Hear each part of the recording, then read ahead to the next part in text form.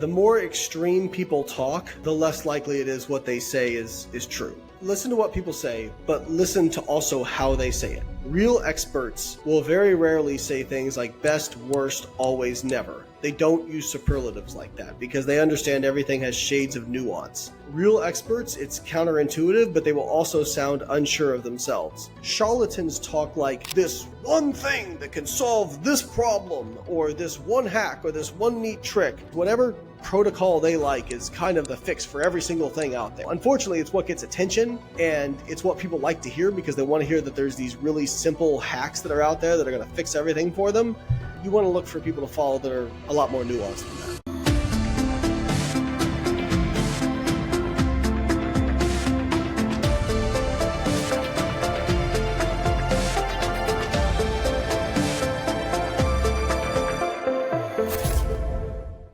Welcome, everyone, to the Illusion of Consensus podcast. I'm here with Dr. Layne Norton. I'm really excited to have Layne on. Layne has a PhD in nutritional science and has emerged over the last few years as a very powerful and compelling voice in the nutrition and exercise science space. Saw him initially on Joe Rogan and Andrew Huberman and other people's podcasts, and I've been a fan of his work since probably 2020, 2021. And I've been watching him quite a lot over the last few years as I try to make sense of all the sea of conflicting and chaotic information online about health and science, which can be really hard to sift through. And that's why I appreciate Layne, because there's so many different perspectives and different reads of the data and literature.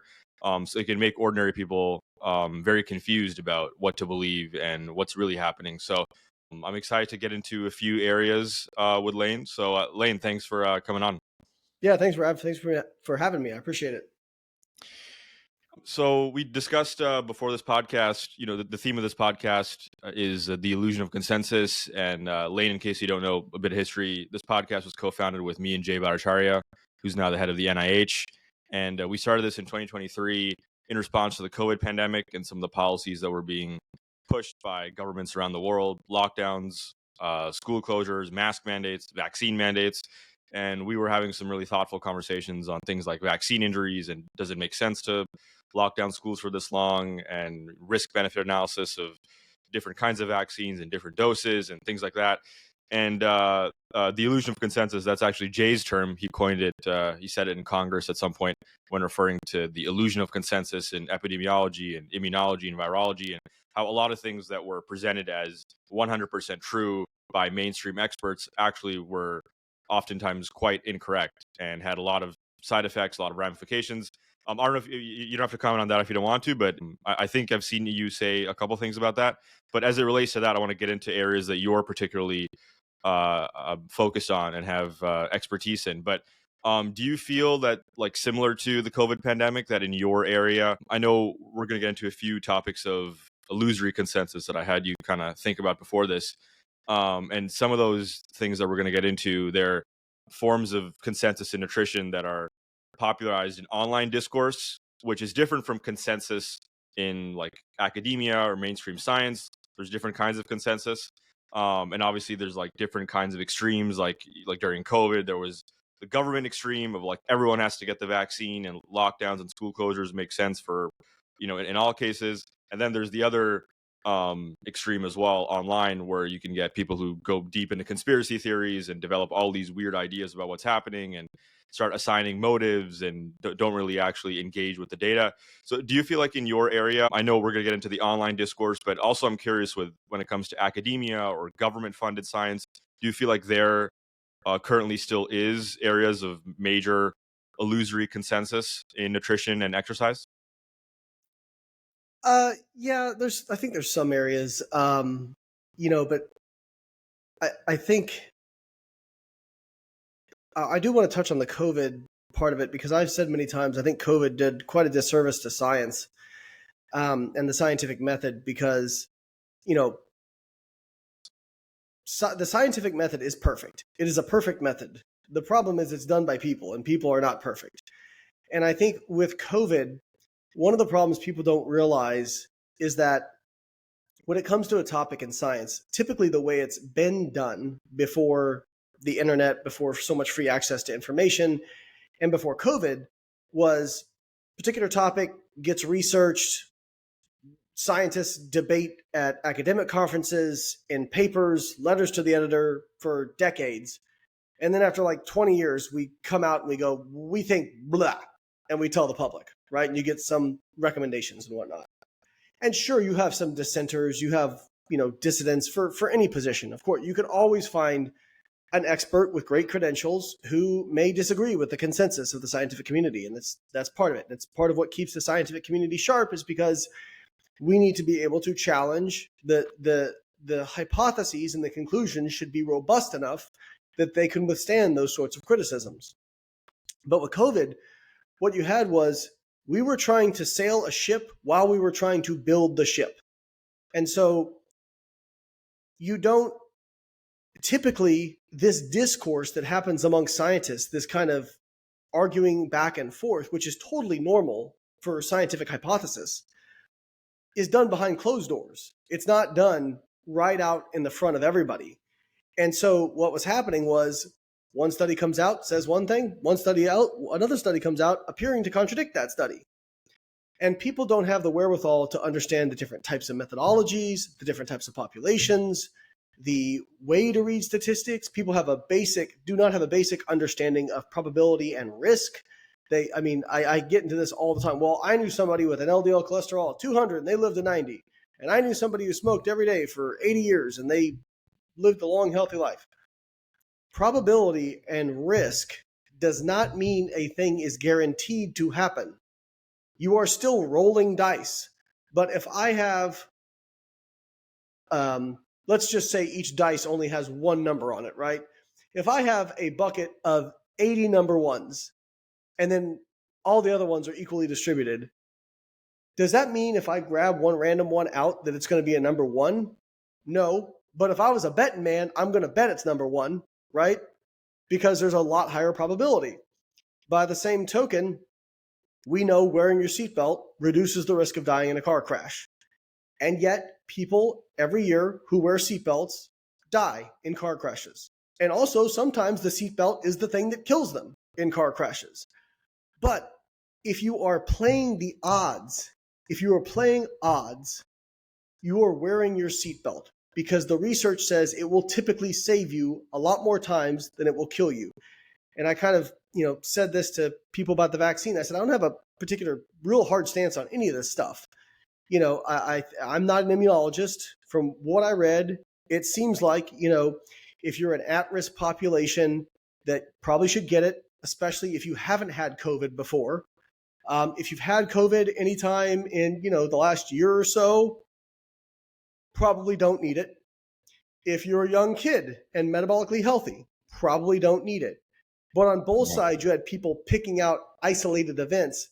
This person had a cardiac event. This person had myocarditis. Or on the other side, it was this totally healthy person got COVID and died. And so the problem is with the media, human beings weren't meant to have this much access to information. And now something bad happens in some place in South Dakota that nobody's ever heard of, and the whole news cycle replays it over and over and over. And so, I hear this from people all the time. Oh, we're living in such a bad time. Kids can't even walk down the street at night without getting kidnapped, and et cetera, et cetera. I said, go check the FBI statistics. Go check them. Or other crime statistics, as some people don't believe the FBI. We are, by most metrics, we are living in the best time to be alive. People live longer than ever. The quality of life is higher. The what we call poverty now is absolute affluence 100 years ago. Yeah. I always say, okay, if I could be the richest person in the world in 1900 or middle class now, I'm taking middle class now because I've got central AC and Xbox. So, but the problem is when the media puts up these stories, so many of these stories of isolated events, people believe that is what is happening everywhere. Because our brains, we're tribal. We were wired to know, I don't know, a few dozen people in our lives, maybe 100 was who we interacted with. And we knew that area. We didn't know everything going on everywhere. And so, I mean, is it any wonder that anxiety is so high and depression is so high? Yeah, like you shouldn't.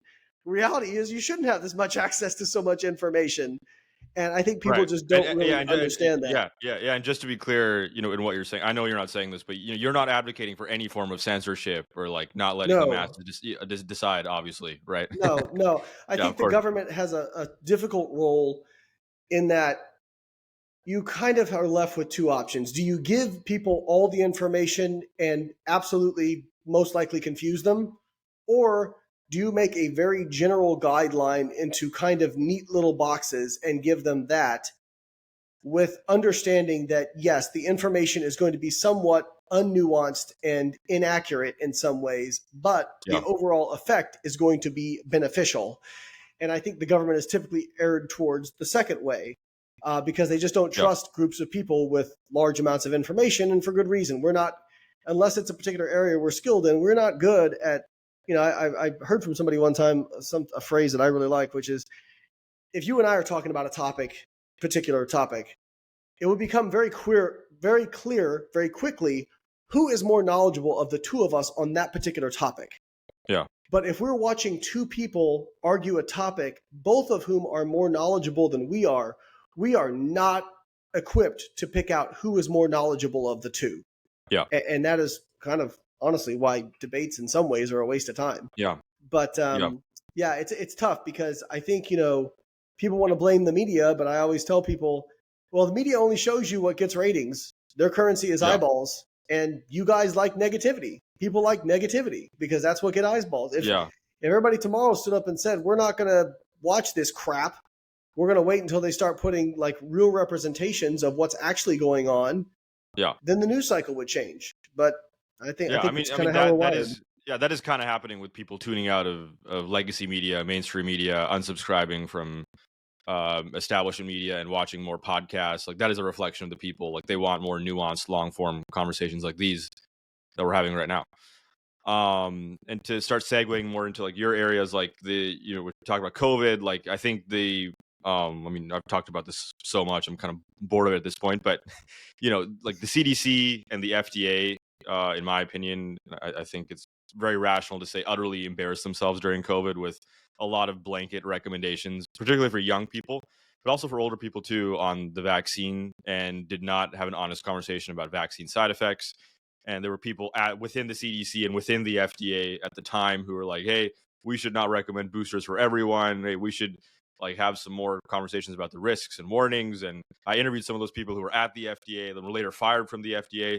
This guy, Dr. Philip Krause, he was at the FDA, and he was fired because he was pushing back on blanket booster recommendations. And he's a pro-vaccine guy, got super pro-mRNA vaccine, but like just like any kind of dissent was squashed. And so people, as a result of that and other things too, became very distrustful of governing bodies, government, health, science, medical practices. And so that's led to the emergence of the MAHA movement and conversations in the podcast world about health and wellness, and that's where you come in. And I think if I can just add one more thing, I think the big problem with that is people have difficulty holding two seemingly opposing ideas in both hands, which is, one, it is very clear that there are some people who have somewhat serious side effects to this vaccine. That is true. Yeah. It is also true that this vaccine saved millions of lives, because if you were doing things on balance, you are much better off. You are far less likely to have a serious side effect from the vaccine than you are from actual COVID itself. But we could not have that honest conversation because things got so politically polarized that it was like neither side wanted to give an inch. And scientists ended up with egg on their face at the CDC and the FDA because we were trying to give everybody so much confidence in this vaccine so more people would take it that they just wouldn't hear any criticism about it. And unfortunately, you're right. It eroded a lot of trust, and we got egg on our face as a scientific community. Yeah. And in terms of like vaccine saving lives, like I don't know what the number is. For people like over 60 with multiple comorbidities who didn't have COVID before, like probably saved lives. But like, how many like lives did you save like under the age of 40, no comorbidities, metabolically healthy? Like, I don't know. Yeah, I would not be shocked if that number was very, very small. yeah, So that to me is like an open ended question, and I've talked to so many people about it. I haven't visited that topic in a while, but like, how many lives did you actually save, and which populations versus how many cardiac arrest did you cause in some cases, or like yeah. myocarditis at least. I mean, that's such a complex conversation, but people were not willing to have that during COVID Nope. at all. At all. So let's move to your areas of expertise. So we've before this podcast outlined 5 areas of illusory consensus in nutrition and exercise science. But before that, though, I do want to spend just a couple minutes like talking about like diet. So you know there are like so many different people with like different conditions and different goals, and there's different nuances to diet, and some people want vegetarian, some people want vegan, carnivore, then there's allergies and like all these different things. But if you just want to outline in a minute or two, like what are some like universals that you see um that can be applied to like 90-95% of people, like just a couple of like key things. Great question.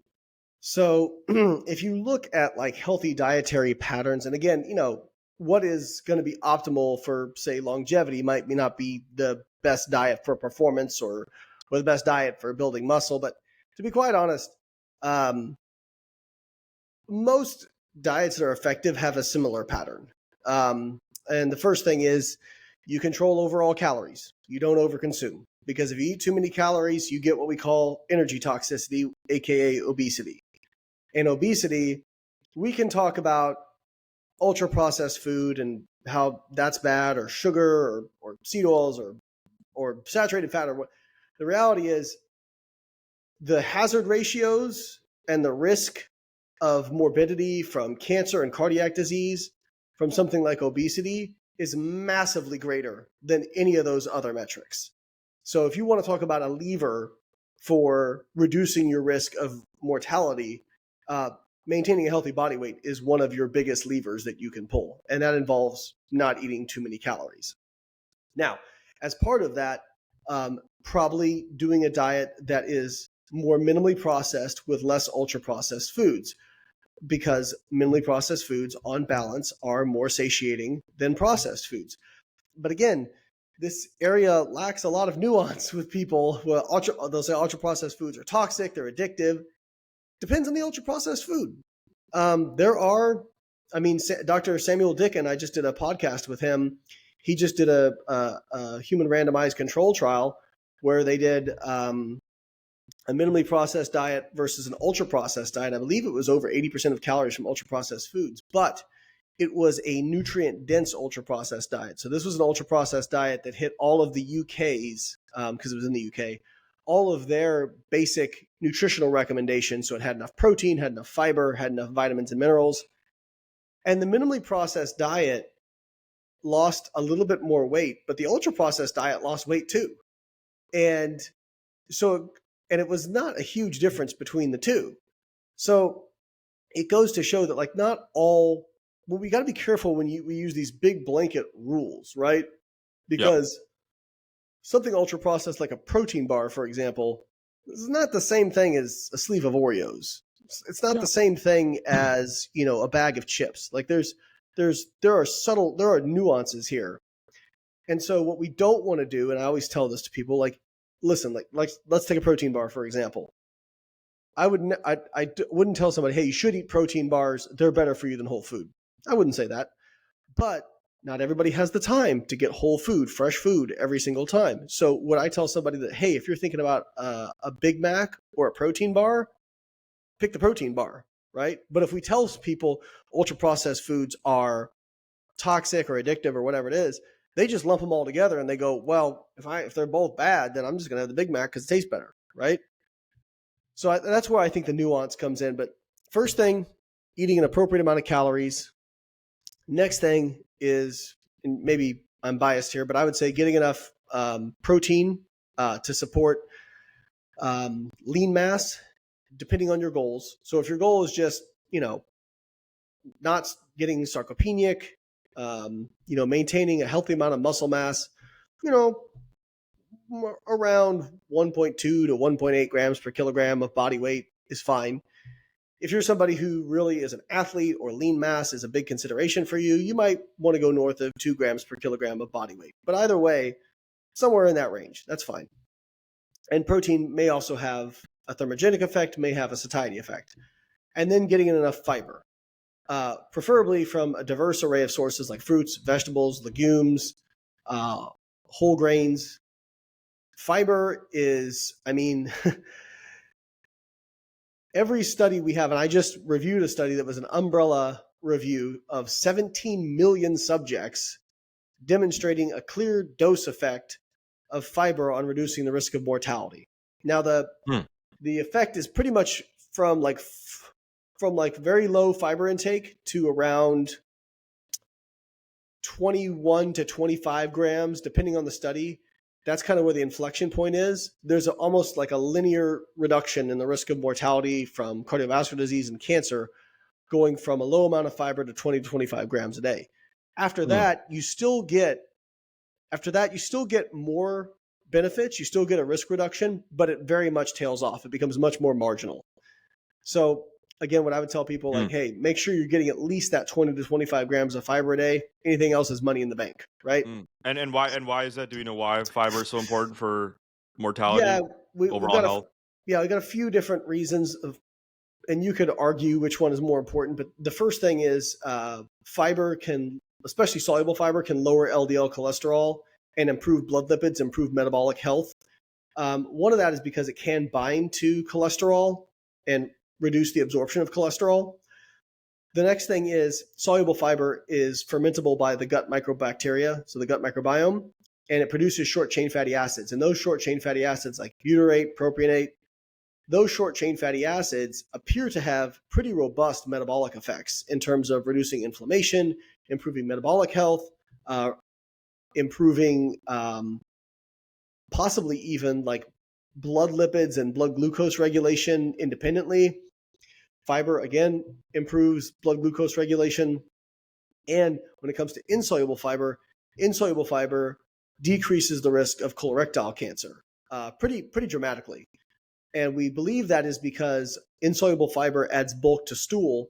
And if you think about your gastrointestinal tract as a tube with these, in your intestines, you have these fingers, these villi that stick out and absorb nutrients. The chyme, the digesta that it carries throughout the GI, and eventually whatever's left over that's not absorbed, you defecate out. That digesta has some quote unquote toxic compounds in it. And so if you can move it through more quickly, and that's done by insoluble fiber adds bulk to stool, it makes it easier for your body to move it through faster. And that may sound counterintuitive. Oh, it's bulkier, shouldn't it be harder to move? Well, your digesta, your intestines, work with these wave-like contractions called peristalsis. So they're kind of moving like this. And that is what moves the food through your gut. And so if you have a small amount of digesta, those peristaltic contractions have to work harder to get it through, whereas if you have more bulk, it actually moves it through more easily. So we think that's one of the methods by which it reduces colorectal cancer. And colorectal cancer is pretty common and one of the highest risk cancers in terms of mortality. So that's some of the mechanisms behind why we think fiber improves this. And there's probably some healthy user bias in these prospective cohort studies too. People who eat more fiber just have an overall more healthy lifestyle. But what I will say is when you experience healthy user bias, if it's just healthy user bias, it doesn't show up consistently in research studies. Like you'll see conflicting results when it's healthy user bias. But if you take a forest plot of the studies on fiber and reduction of risk, it's not like, oh, there's a couple on one side and most of them are over. No, like literally every single one is on the side of protection. We just argue about how protective is it actually. Yeah. Navigating healthy user bias also came up when evaluating the benefits and costs of the COVID vaccine. Because people who took the vaccine were much more likely to be healthier, lower rates of smoking, addiction, things like that, lower rates of obesity. People are trying to like present data based on Republicans versus Democrats, but there's also different ages and like health user bias there. Anyway, We have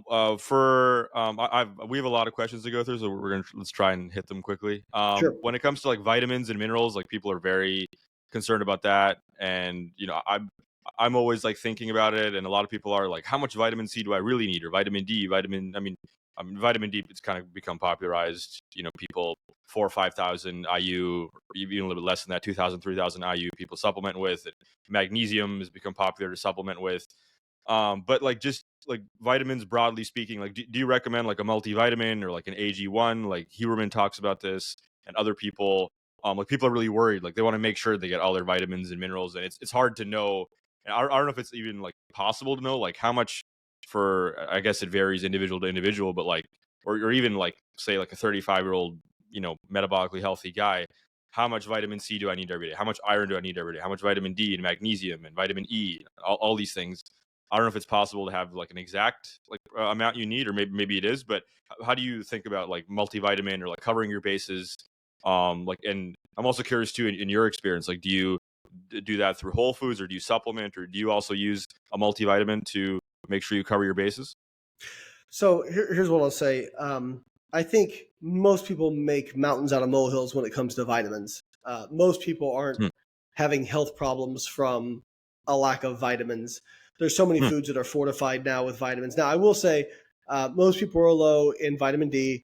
A lot of people are low in magnesium, and I think even vitamin K as well. But Yeah. for the most part, these are coenzymes. A lot of these are coenzymes. And so, unless you're frank deficient, and then you see some very serious things show up. Now, with regards to vitamin C specifically, at about 200 milligrams of vitamin C a day, you saturate your neutrophils. So you've basically put in the amount that your immune system needs to be maximally effective, at least in the case of ascorbic acid. For those who don't know, that's the chemical name of vitamin C. Yeah. But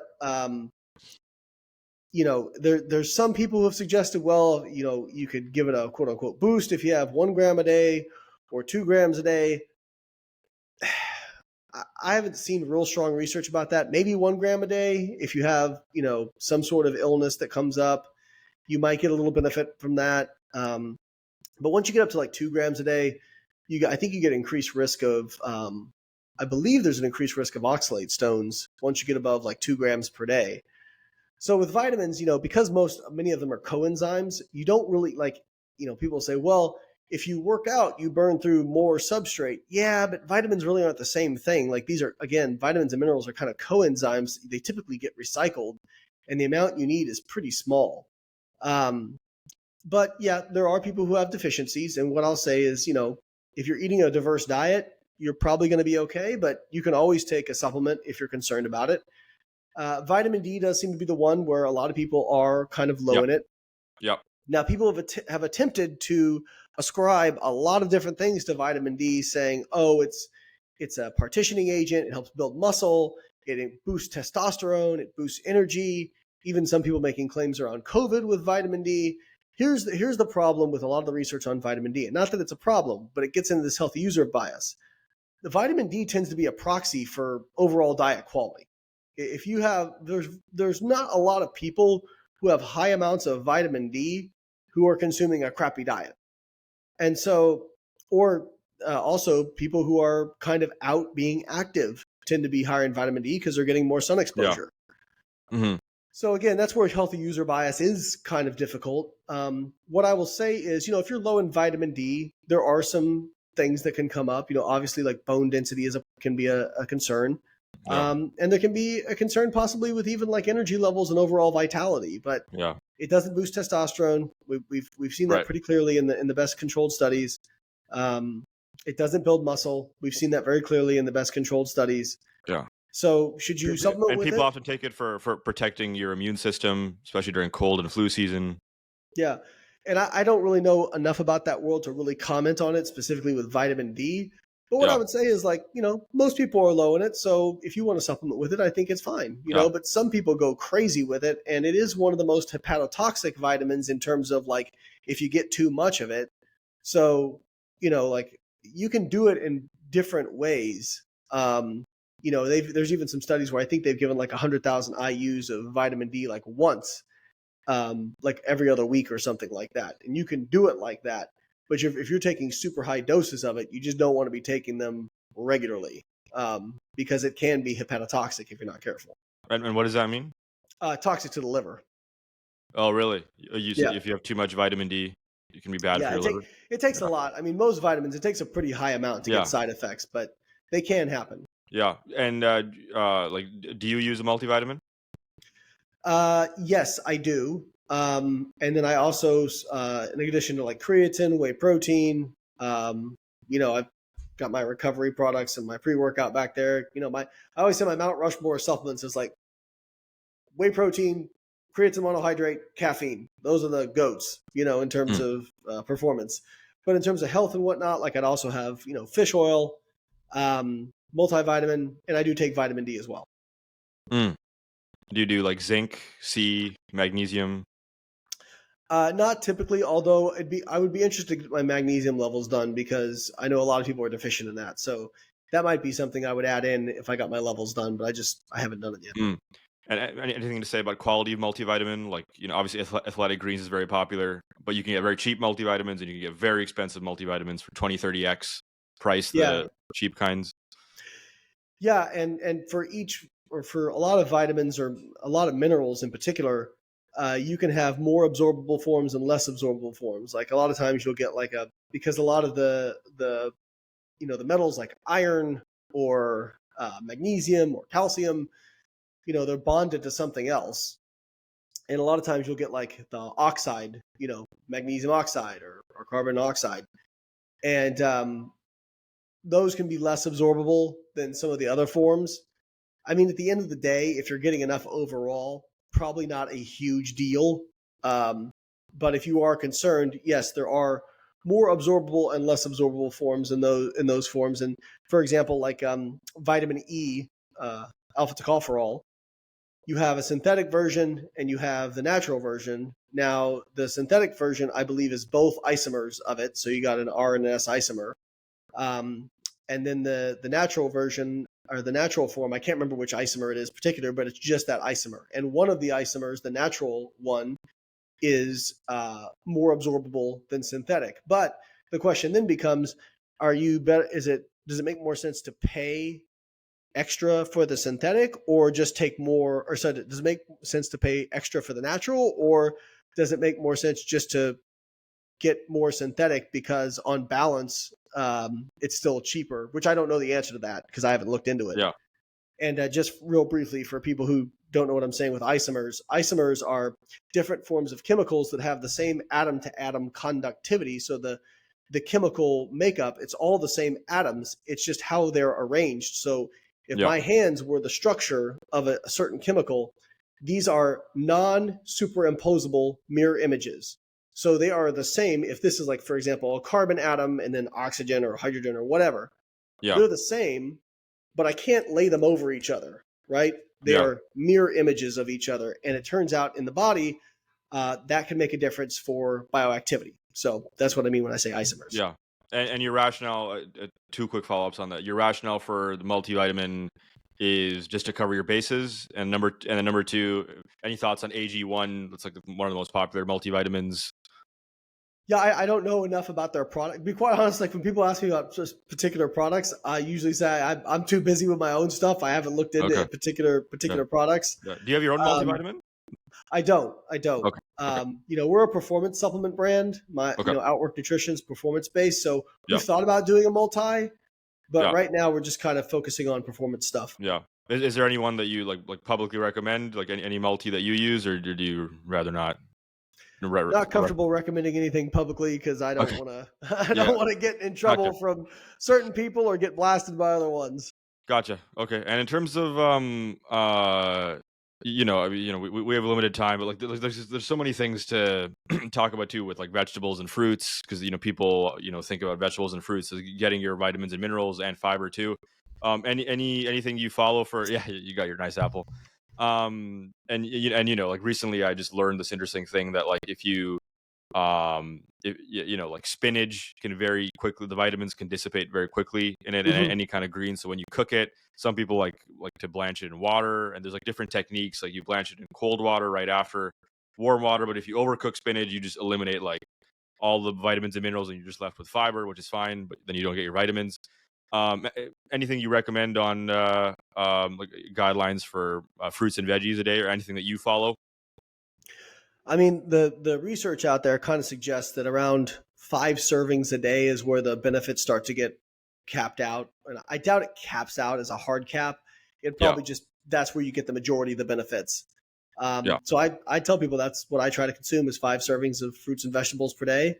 Um, and the research pretty clearly shows that between that and getting enough dietary fiber in, you're reducing your risk of type 2 diabetes, cardiovascular disease, cancer.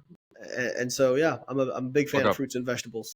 Have you looked into organic versus non-organic? That's a whole other debate. Yeah, People, so not a there. So this is where people get real spun up. So the first thing is there is not clear evidence that organic is better for you than conventional.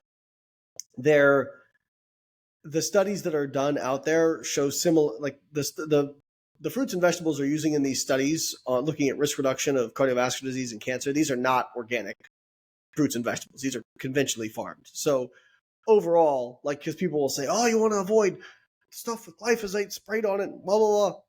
And I'll always say, well, there's one of two things that are happening here. Because again, these are conventionally farmed fruits and vegetables in these studies. Either fruits and vegetables are so healthy that it doesn't matter that it's sprayed with pesticides. It completely overrides that and still provides you benefit. Or the amount of pesticide on it is so small that it doesn't actually make a difference. Because we know the outcome of high levels of fruits and vegetables. People are healthier and live longer. So, yeah. And as far as organic goes, hey, if you like organic, if you got the money for it, you want to shop for it, that's totally fine. You're certainly not harming yourself. I will say some of the organic doesn't mean pesticide free. This stuff is still sprayed with pesticides. It's just organic pesticides. Some of which, by the way, have less safety data than the non-organic pesticides, but that's a discussion for yeah, a different and day. yeah, and obviously you're not a pesticide expert, but are you? Is that something like there's so many things to research and look into, but is that something that like you want to learn more about, or are concerned about, at least about like like what are they actually spraying our food with, and what are the effects on our health from prolonged usage of pesticides on the fruits and vegetables that we eat? It's not something I personally worry about that much. Again, if it Okay. was something that we needed to be really concerned about, we would actually see risk increase from consumption of high levels of fruits and vegetables, and we simply don't see that. If you want to choose to eat organic, that's totally fine. I would say that the research right now simply doesn't provide robust support for doing that. But if you want to do it, sure, there's nothing wrong with it. You're just going to pay more. Yeah. And do you personally prefer organic, or kind of go out of your way, or? If I think something organic tastes better, I'll buy it. But other than that, I will buy whatever I like. Mm, gotcha. And as far as like, Non-organic, just to be yeah, clear. okay. When it comes to the chronic disease epidemic, and we're gonna have to go through these questions now quickly, but chronic disease epidemic that's been talked about a lot in Maha circles, and I'm friends with lots of people on the inside who talk about this. We talked about earlier, you said, watching for calories and avoiding ultra processed foods. Is there anything else, or do you think those are the big factors that are causing the chronic disease epidemic in young people and older people? I think so. I have a post that I put up that really made a lot of people angry. I said, and this will probably lead into one of the next topics. I said the average calorie consumption per day in the United States is 3,540 calories per day. The average physical activity is less than 20 minutes. And people want to dispute that calorie intake number. And they'll say, no, that's food availability. No. The food availability data says there's about 42 to 4,400 calories per Yeah, day available per person. yeah, The FAO data I'm citing comes from looking at food availability versus food waste, which gives you a very good idea of how much is actually being consumed on a per capita basis.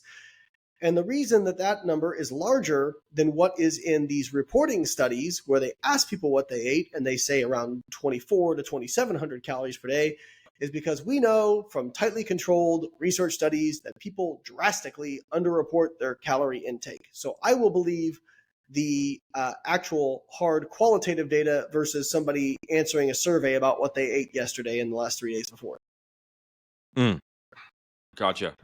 So my point being, yeah, average calorie consumption is over 3,500 calories a day. Average physical activity less than 20 minutes, and you're worried about something like, I don't know, seed oils. Yeah, you're really worried about the wrong thing. You are missing out on the big lever. The big lever is we need to stop eating so damn much and get our butts moving. And if you do that, if you correct those two things, your risk reduction is magnitudes more than you're going to get by switching to organic or not having the right training routine or what your carb to fat ratio is or any of these sorts of things. These are by far the two biggest hammers. Yeah. Okay. And I know we won't have time to get into all of this, but I've seen your criticisms of Dr. Paul Saladino and other carnivore advocates. And the big thing they always talked about is plant defense chemicals. And on the one hand, you have lots of communities like vegan, vegetarian, but also meat eating communities that promote things like eating kale and Swiss chard, and kale is considered a superfood. I don't know if you have any thoughts on that. But on the other side, it's if you eat kale, which actually someone who's not like on any extreme, this holistic doctor I had on my podcast, she actually said kale, if you don't like blanch it in water properly, it can produce oxalates. Or she was talking about spinach, so she said you should blanch spinach in water so that it can better digest for your kidneys, and then you can lower rates of having oxalates, which are bad for your kidneys. But that, I guess that's a little bit different from the plant defense chemicals argument. But anything you want to just say to that? Because I know a lot of people who talk about this and they're like, oh yeah, we're not buying greens anymore because we heard Dr. Paul Saladino talk about it. Well, what's funny now is if you look at Paul's recent content, he actually has a video where he opens his fridge. He has more plants in there than he does animal products because he was on the carnivore diet and it was actually making him sick. And there's actually multiple carnivore people who have actually switched off full carnivore. Now they go to what's called animal-based, which who knows what the hell that means. But, I guess it's their way of still trying to say, well, we eat mostly animals and we eat some plants. Yeah. As far as plant defense... But Paul won't still eat vegetables, from what I understand. It's just fruits and meat. Yeah. So Paul's point is that they have these defense chemicals in them. And I actually debated him like 7 years ago. And I brought up the fact that, okay, well, meat has defense chemicals by your logic, because he's pointing out like particular, like isocyanates in cauliflower, right, which can bind to iodine and lower, and he said lower your thyroid hormone and affect your metabolism and whatnot. And okay, well, meat has heterocyclic amines, it has polyaromatic hydrocarbons when cooked, and it has heme iron, all of which those have been shown to be toxic in high doses. So you are picking out an isolated compound and showing that, okay, if you give it in a really high dose, maybe it has some negative effects. I can make that. I can pick out something in literally any food and make that argument. Literally any food. And so it just doesn't carry weight. So the question should not be, like, let's take that example. Let's take cruciferous vegetables and isocyanates. Question should not be, is there something in food that could cause something if you fed a ridiculous dosage? It's not the question. The question is, in the amount people consume, does it actually do the thing that he's saying it does? So, and I do a thing on my videos where I go, if only we had human randomized control trials. Oh, wait, we do. Right. And so what do they show? They show no effect of cruciferous vegetable consumption on thyroid hormone, metabolic rate, or weight loss. Actually, they show better weight loss because people feel more satiated. So it's like, okay, what you're doing is you're pointing out a biological mechanism, but a mechanism doesn't mean an outcome, because outcomes, hard endpoint outcomes, are the summation of dozens, if not hundreds, if not thousands of mechanisms. Like take, for example, aspirin. Aspirin we know is an anticoagulant, but it also activates procoagulant pathways. If I just point out the procoagulant pathway it activates, I could say, oh, don't take aspirin. It's going to make you heart attack worse. But we know that aspirin overall is an anticoagulant. So do we care about it activates this one pathway? We care about the overall effect. And it's like the difference between a single stock versus a mutual fund, right? Yeah. So it'd be like what he's doing would be like me going, oh, this mutual fund, you don't want to invest in that because look at these two stocks in it that are down 50% this year. And then what he's not telling you is the overall mutual fund is up 30%. What do I care that there's a couple stocks that aren't performing well or that overall the mutual fund's killing it? I care that it's killing it. Gotcha. And have you heard, by the way, this idea about oxalates and like eating raw dark leafy greens could potentially not be great for your digestive system? So as far as things to be concerned about, oxalates are pretty low on my list unless you're eating a ton of these greens and you're not cooking them. If you cook them, it drastically knocks down the oxalate content of it. If you're eating tons of raw leafy greens, okay, I guess maybe then I'm a little bit concerned. I don't know how many people are doing that. But, again, those still have benefits. And all right, maybe it raises your risk of oxalate stones, but also it's lowering your risk of some of these other things. And I would just say, okay, if you're worried, cook it, Yeah. And you're not super concerned like eating like raw kale salad or spinach salad. If I ate it multiple times a day every day, then maybe I'd have a little bit of concern for it. If not, I'm not going to be concerned about it. I'm really not. Yeah. Okay, we had these 5 areas of illusory consensus to go through. Like we can just run through them quickly if you want, and I'll let you kind of time yourself. The first one was protein, about protein harming the kidneys. The big thing I've seen in criticism of you and other people is that like people say that the recommendation of 1 gram of protein per pound of body weight is too excessive, and actually you need much less than that, and you end up maxing out the benefits far below that threshold. It depends on what you use as need.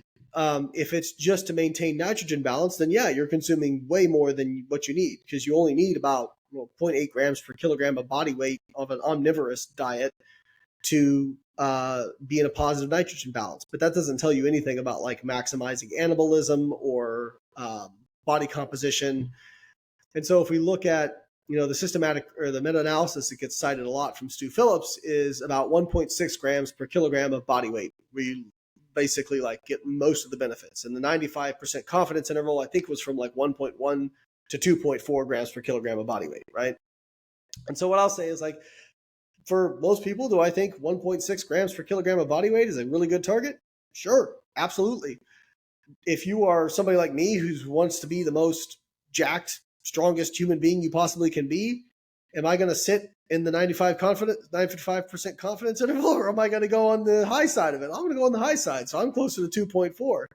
And the other thing I will say is have been some regressions done where protein intake, like many things in the body, appears to function like an asymptote, where it's like fiber, right? You have the vast majority of the benefits are in the first 20 to 25 grams. Then you still get benefits, but it's much more marginal.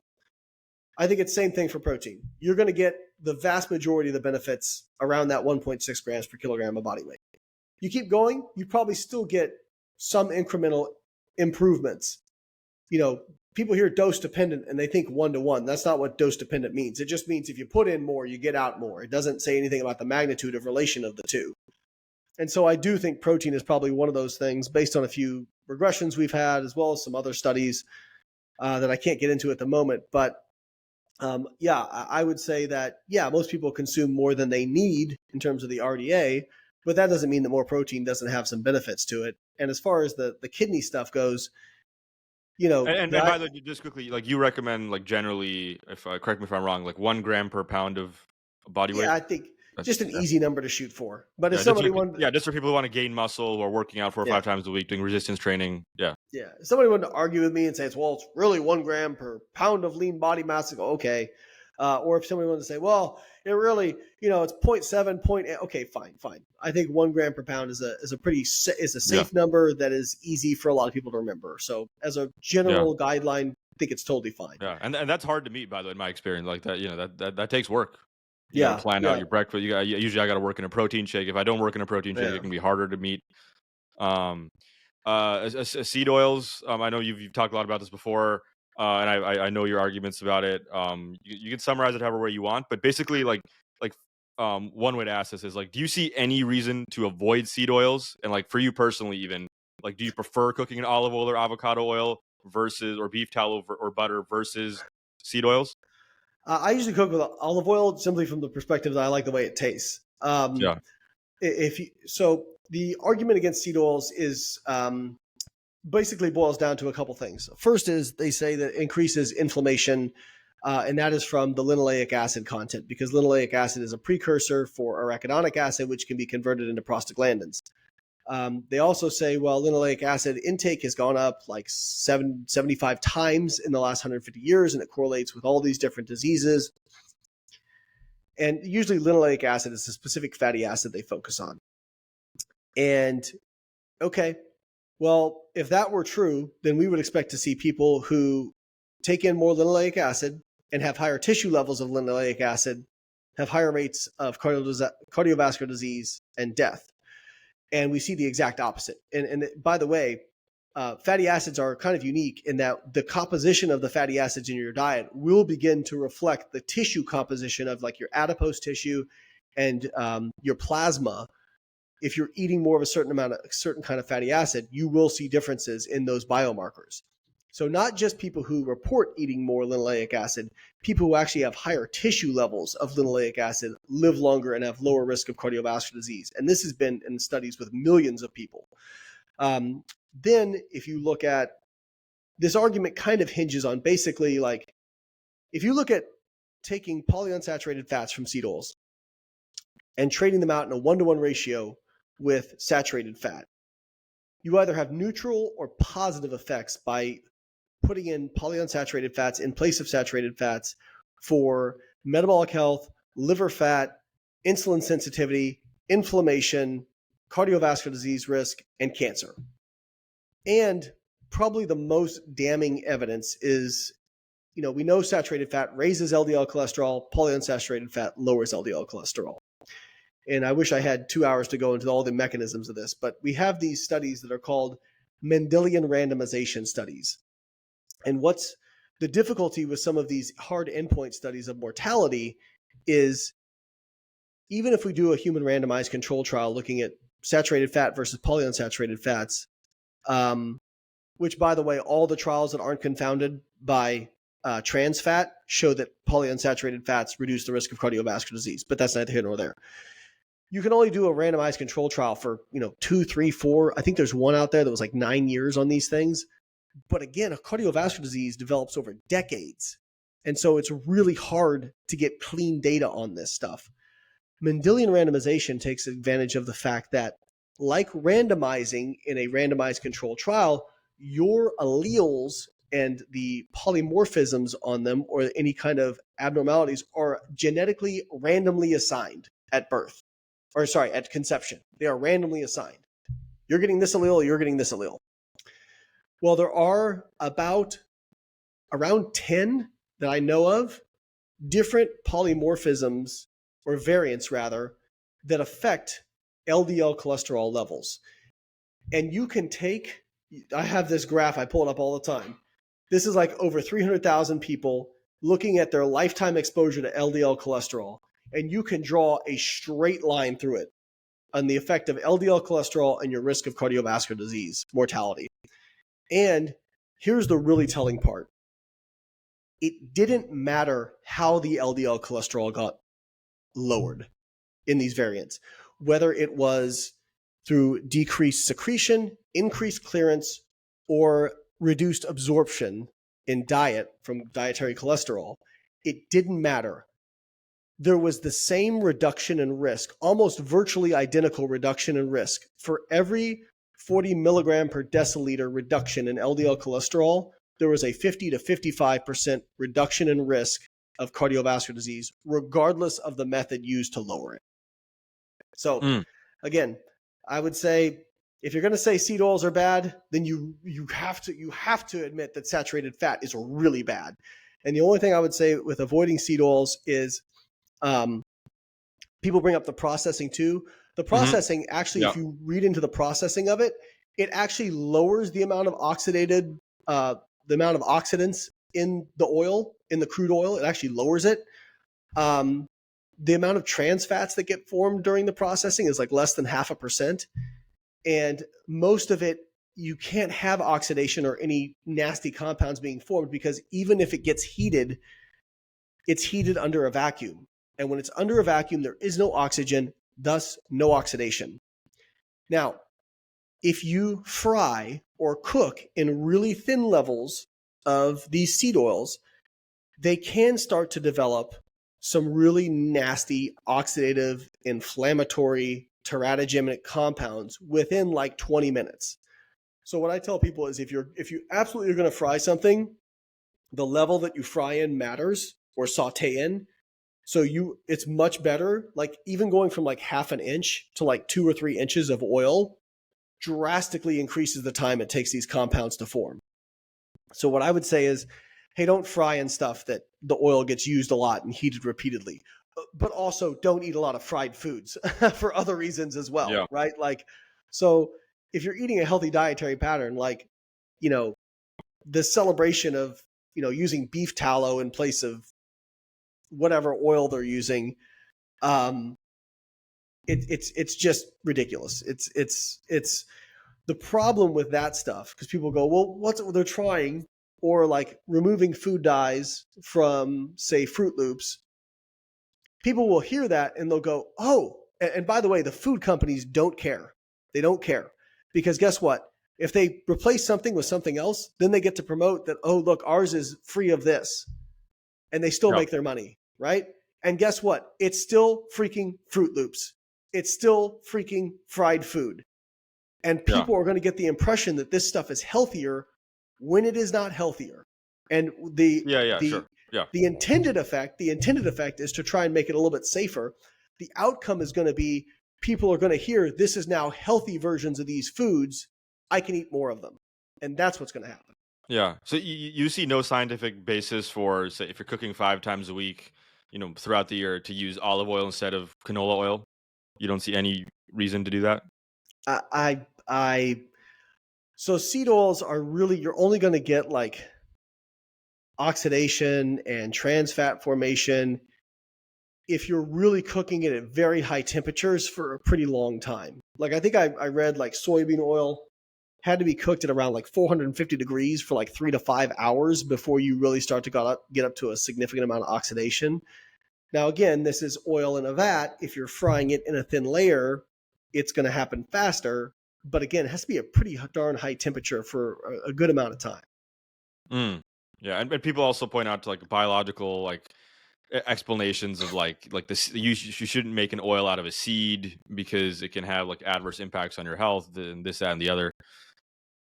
I think that's the naturalistic, argument, and it's very difficult to kind of deal with those people because, I think the whole naturalism boat has passed, to be quite honest, because, you're looking up this information on a cell phone. We're wearing clothing. We're driving in cars. Yeah. And the reality is the question, I understand the idea of naturalism, which is more whole foods, more activity. I think all those are good guidelines. Yeah, but more sunlight, more, even putting your hands on grass, nature, garden, whatever. Yeah. All for that stuff. But this idea we need to live like our ancestors. Okay, well then go live with the Hadza. I'm sure they'll take you in. Everybody wants to think they're living naturalistic. And the reality is who cares? The question should not be, is this natural or not? The question should be, is it beneficial or is it harmful on the balance of the evidence? That should be the question. But you said you use olive oil, by the way, just for taste purposes? Yeah. You don't use it for any like benefits? Well, I think olive oil has some pretty clear benefits as well, but it tracks pretty similarly with like canola oil, whatnot, depending on what you're looking at. In general, as a class of fatty acids, polyunsaturated fats lower the risk of cardiovascular disease the most. Monounsaturated fats are kind of middling. Saturated fat tends to raise the risk of cardiovascular disease. And with olive oil, you also have the issue of it has a lower smoke point, and so you don't want to cook in olive oil at a higher temperature. People talk about that as well. I think people are hand-wringing over stuff that doesn't really matter that much. If you looked at that? Yeah, I mean, you really have to cook it for a good while at a really high temperature And, if you're concerned about it, don't use a thin layer, use a thicker layer of it. Mm. And the concern is if you cook in olive oil, like the smoke point, like if it's too high of a temperature, that it could release some kind of toxic, like. They say it get rancid or oxidized or whatnot, and the reality is it takes quite a bit of effort to get it to that point. Uh, Artificial sweeteners and sugar. You said in the email to me, this idea that sugar is addictive and artificial sweeteners cause weight gain and insulin release. I mean, there's a lot there, but there's a general push towards more people using stevia and like monk fruit extract. I generally tend to favor those. Do you see any reason to avoid both, processed sugar and artificial sweeteners? I would avoid processed sugar because it's not filling. But as far as artificial sweeteners go, in the human randomized control trials, if they sub in artificially sweetened beverages in place of sugar sweetened beverages, people lose weight. And it's usually a pretty good amount of weight. Yeah. I think there was a 52-week trial where they subbed it in. It was like 6.5 kilograms, which is about 14 pounds of weight loss in people who subbed in artificial sweeteners or artificially sweetened beverages. And the concern everybody says, well, they cause insulin release. No, they don't. There was just a huge meta-analysis done looking at exactly this topic. They do not cause insulin release. They do not cause a rise in blood glucose, and they do not increase energy consumption. They do not increase hunger. And they also, as far as the gut microbiome goes, there was a recent paper published, and I'd been saying this for years, because there are some artificial sweeteners that do appear to influence the gut microbiome, like sucralose. They do change the gut microbiota composition. But what we didn't know is, okay, does that change good, bad, or neutral in terms of outcomes? Because there's a lot of different bacteria species. And in fact, I critiqued a study a while back that called it gut dysbiosis, the microbiome change with sucralose. And I said, well, hang on, it increased a species of bacteria that actually increases the formation of some of these volatile fatty acids that are beneficial. So couldn't you argue it's actually a good thing? And actually, a recent study just got published showing that people who used artificially sweetened beverages to maintain weight loss after weight loss, that it actually improved the composition of their gut microbiome. So I think we need more research, but I'm not ready to say that they're bad for your gut microbiota, and they certainly do not cause an increase in insulin or hunger or anything like that. And like, so for me personally, like when I'm going to a coffee shop or buying a beverage, and now you can get options for like stevia or monk fruit instead of artificial sweetener or processed sugar. Do you see any scientific like reason for favoring those things? There's different arguments people use for that, but those are both safe, but there's not really much evidence that they're safer than sucralose or aspartame or stuff like that. But if you prefer them, then by all means. The one that does appear that there's some wonky stuff with is saccharin. I would avoid saccharin if you can, but I would say saccharin is still better than drinking the fully leaded stuff. Yeah. Some people will say monk fruit's better than stevia because stevia also has an impact on the gut microbiome, and some people have pointed to some studies showing there might be an adverse impact if you use a lot of stevia, which is, that is an emerging like concern in my head too, because I use a lot of stevia, and a lot of people do too now instead of sucralose or sugar. Well, then what I'd say is you can use a combination of them. That way you're using a lower dose of each. Yeah. You had a thing in here about intermittent fasting as the key for autophagy. Yeah, so autophagy is a big buzzword now. It's like I almost want to make its own separate logical fallacy category, appeal to autophagy. Most people don't know what autophagy is, which it is lysosomal protein degradation, which can be a good thing because it helps recycle, break down old, degraded proteins that need to be essentially recycled into new proteins. So it is part of cellular remodeling. But this idea that you got to fast to go into autophagy mode that so many people talk about, not really supported by evidence. And there was one study looking at weekly calories equated, alternate day fasting versus basically one day they were eating a lot, next day eating nothing, versus just eating the same amount of calories each day and equating between the groups. And they saw no difference in the rates of autophagy between the two groups. So calorie restriction or intermittent fasting can increase autophagy, but it's a calorie effect. It's not something magic with intermittent fasting. Okay. Last thing before we go, I know we're already over. Last thing, I'll just throw a couple things at you, then you can like respond however you want. Like generally, a lot of people like myself, as a guy, but this isn't just a guy thing, but there's so many concerns that you hear. But there's the chronic disease epidemic, and I'm convinced by a lot of what you said on the calories and sedentary lifestyle, that being a big part of it. But even more than that too, like sperm counts are declining. That's like a big Hmm. issue. A lot of guys are concerned about that. I'm concerned about that. Then there's talk of microplastics, radiation from the phone, possibly coming in. Like there's all these things, and like screen time, and how people are using red light glasses, and like there's all these different things, and they're all these statistics and trends. Um, I don't know how you feel about that, but I mean, generally, at least my consumption of information online is that the health trends are all, or a lot of them are going in the negative direction more than the positive direction. Obviously, there are so many metrics to look at, but a lot of metrics are going in a very negative direction for the advancement of our species and like reproduction, procreation. Like there's all these concerns, and then you hear like microplastics, they're found in our brain and testicles and the ovaries, and like there's like so much information, and I mean, there's so many different things I could cite, but there are all these like very very concerning things.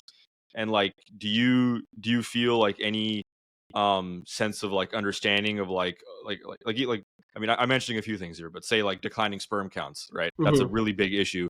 Do you feel like you have a sense of clear understanding of why that's happening, or like do you also feel this like dizzying sense of like confusion and like overwhelming mystification with like, oh, is it my phone in my pocket, or maybe not you specifically, but generally, is it guys with phones in their pockets, or they're turning on 5G to putting in their pockets, and now there's AirPods, and like, is it possible in 10 years that with the AirPods in our ears that there might be some like increased brain cancer risk, or like I'm drinking out of plastic and I'm on the airplane, and like, is that could end up in my testicles, and like 10 years down the road if I want to have kids, is that like there's like I'm throwing a lot at you here, but like there's all these concerns that I think are kind of subconsciously worry about, because it's a lot of these things are going in the negative direction, and I do worry, and I you know philosophically speaking too, like there is this thing of like our society, we're all about advancement and about making money, making profit, and like technological advancement, and capitalism doesn't really care about like health and like advancing our technology, making a better iPhone is that's aside from, is putting an iPhone in your pocket or against your ear, is that healthy for you, right? So I mean, there's a lot there, but I'm curious how you like think about that, because a lot of people are worried and anxious about phone in the pocket, the plastics, and like all these things, right? Well, I'm glad you said anxious because I think there's a I think there's a nexus here. So I'll try to answer your question as best I can. I don't know enough about microplastics and radiation from these different things that we're getting.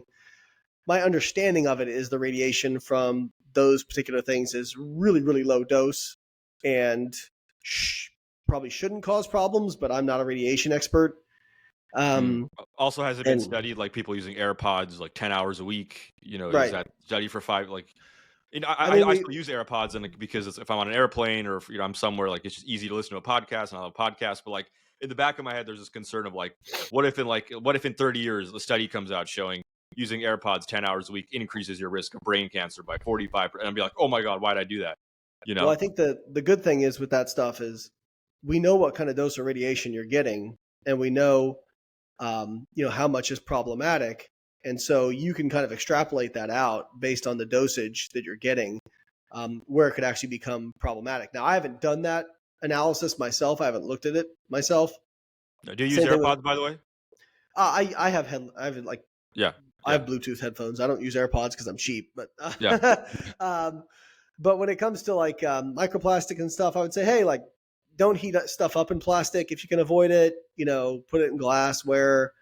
Um, but and this stuff may matter, but I would say it's hard to disentangle all this stuff from the fact that people are just getting more metabolically unhealthy and how much of an effect that has. I mean, if you look at the declining testosterone levels, everybody wants to point to microplastics, and certainly they can possibly have a role. But if you look at how much fat tissue is increased in the average male over the last 50 years, excess adipose tissue is very detrimental for testosterone and very detrimental for fertility. So I would Mm. say that's still your biggest lever right there for a Oh, lot of really? this stuff. Oh yeah, oh yeah, For like um, declining sperm counts? yeah, yeah. If you have excess body fat, it's negative for testosterone and fertility for sure. Mm. And have they done Um, studies like comparing like someone who's like 30 pounds overweight versus someone who's healthy weight? Like the person who's overweight has lower sperm counts on on average, average? yes. On On average, average, yeah. Okay. yes.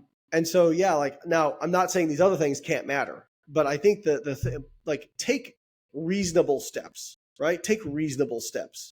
And what I mean by reasonable is, okay, you're sitting at home, you want to listen to music, put it on a speaker or put it on your computer or whatever it is, right? Okay.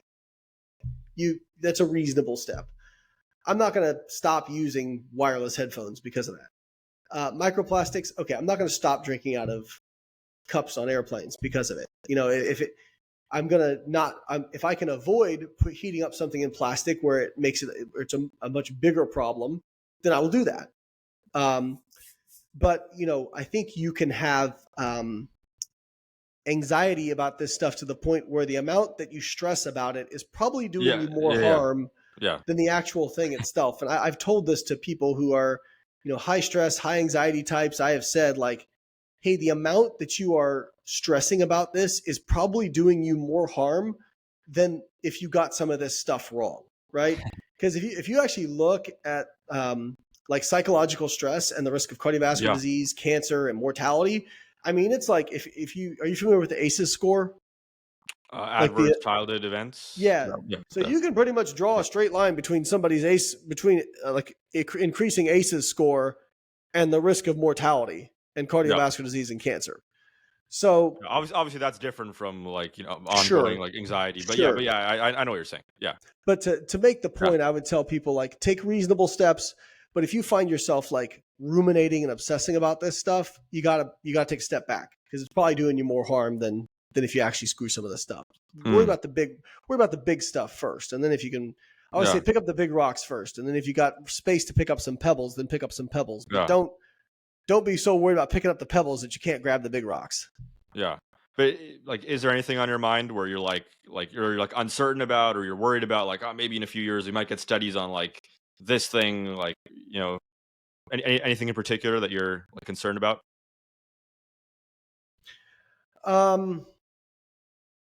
No, I mean, most of the stuff I'm worried about has been stuff I've been worried about. I mean, there are things that come up that I go, that's interesting, but I don't get excited about small numbers of studies anymore. I want to see things pretty consistent, and I'm trying to weigh this all together, and like, what are the hazard ratios? How much does this actually matter? Okay, it's a significant measure, but it's a hazard ratio of 1.05. Okay, a 5% relative risk increase, whereas somebody with morbid obesity is a 240% risk increase. Okay, what am I going to spend more time worrying about? You know what I mean?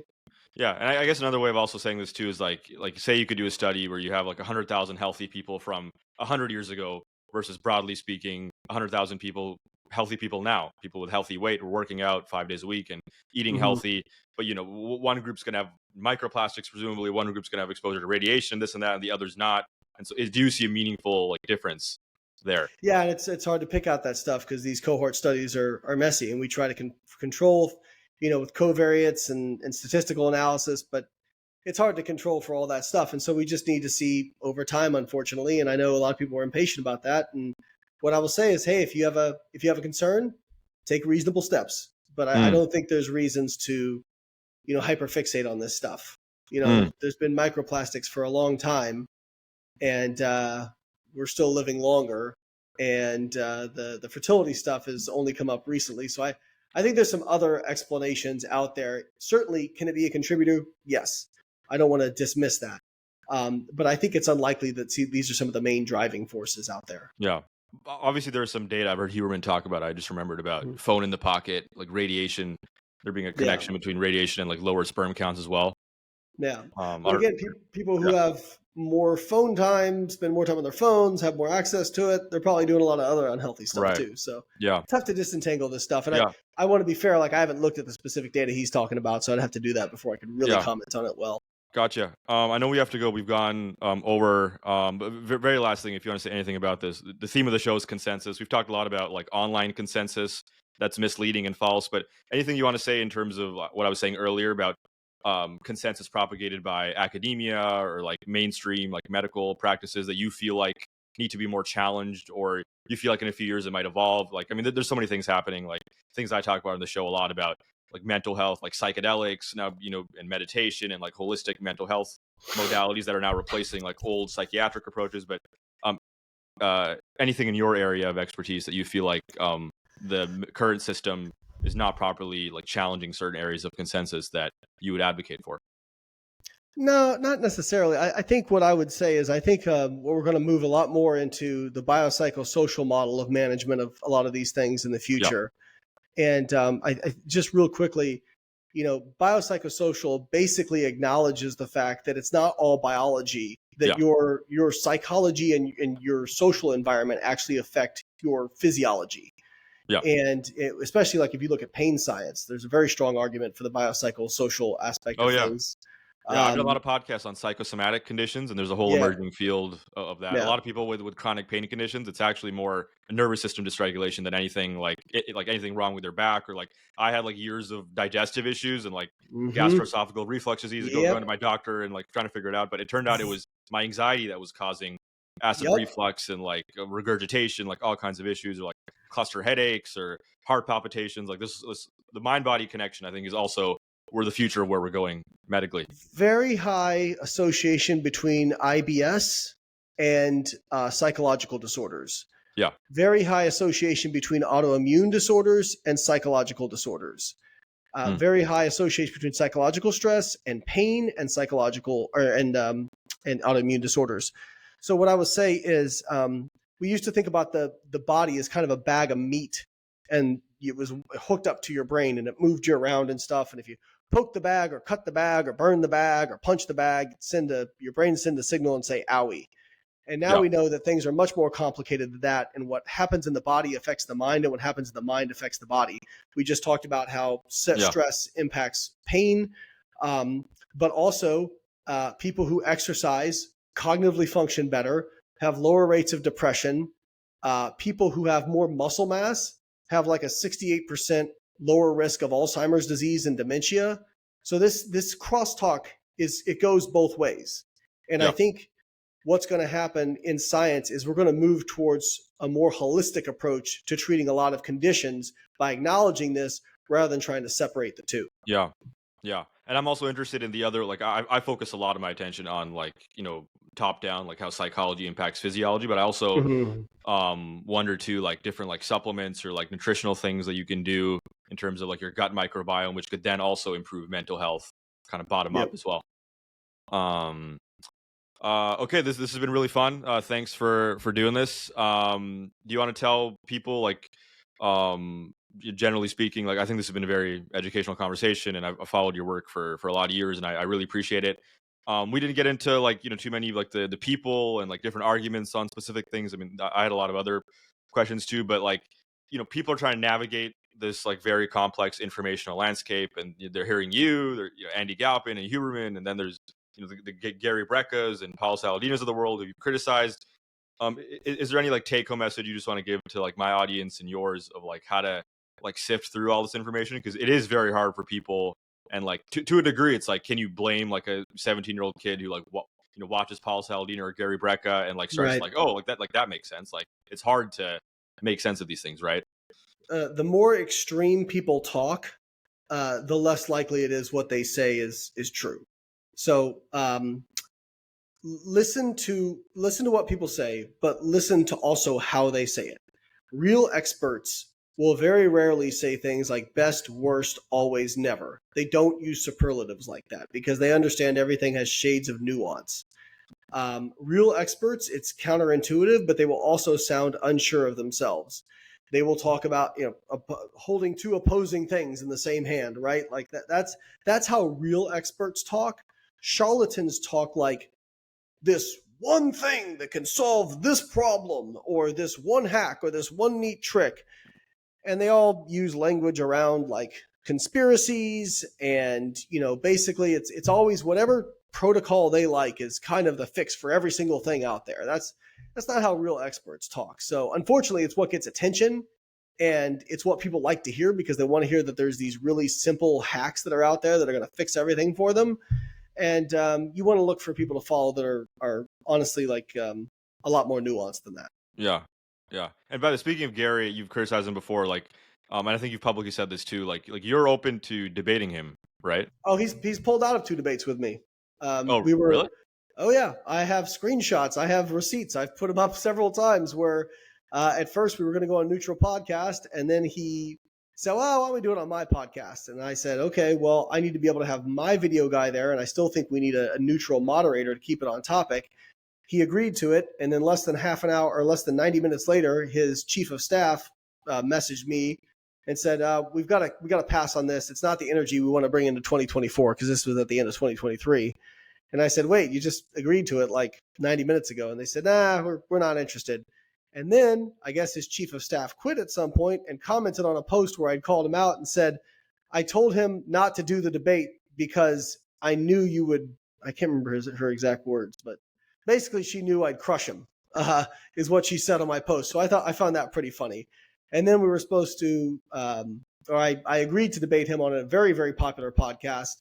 Yeah, and you don't have to disclose if it's private, but I heard on Peter Attia you were going to do a podcast on. Well, that was supposed to be with Paul Saladino. Yeah. Oh, that was Paul. Okay. Yeah, that was Paul. And that didn't happen either. That didn't happen. We had basically he said he didn't believe that Peter could be unbiased, and the problem with that is we had put probably almost a year of work into this. Like this whole thing was probably like a year and a half in the making. Really? And preparation for? Yeah, well, we wanted to present it as, and I got to go after this, but we wanted to present it as, it was going to be a court case. Peter was going to be acting as a judge where he's not giving his opinion. He's just making sure everybody sticks to the topic, everybody sticks to the time, everybody sticks to the number of studies. He's not going to give his opinion. And he said, like, I will not give my opinion. I will disclose that ahead of time. We're going to present it as court case. Like you get exhibit A, then you get to have a rebuttal, then they get a rebuttal to that. And we're going to do that back and forth, and we're going to limit it to this number of studies. And we got to the point where we're going to share studies. I shared my studies, and then Paul said, I'm not going to do this. I don't think Peter can be unbiased. And so anyways, sucks. Yeah. But that's unfortunate. That's his right. Yeah, and there's another thing you were going to mention with Gary. There was like another debate. There was a big podcast who I'm friends with the guy who does the podcast, and he really wanted me to get there with Gary because he's like, I think Gary means well. I said, I'll do a debate with him, and he said, yeah, well, Gary said he's open to it, and then my friend came back and was like, so yeah, Gary said he's not open to it. So yeah, there you go.